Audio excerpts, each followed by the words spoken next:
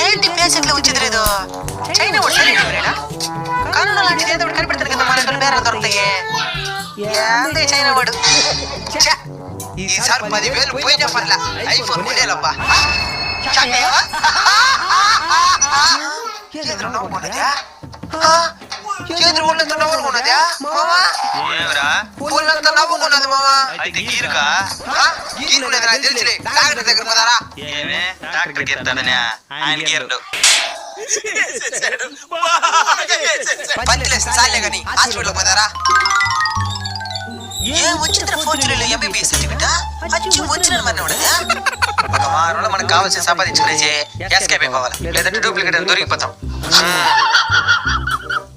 Sir రండి వచ్చి కూర్చోండి.